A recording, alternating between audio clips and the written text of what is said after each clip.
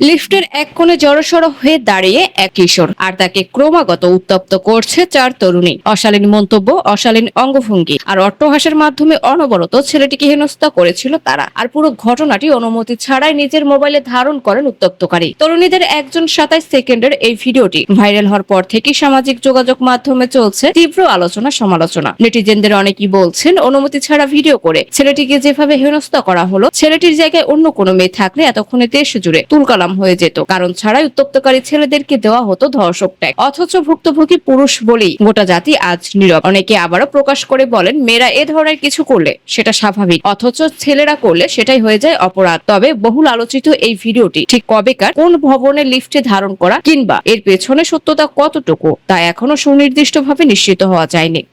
Sania Khan, তালাশবিড়ি, Dhaka.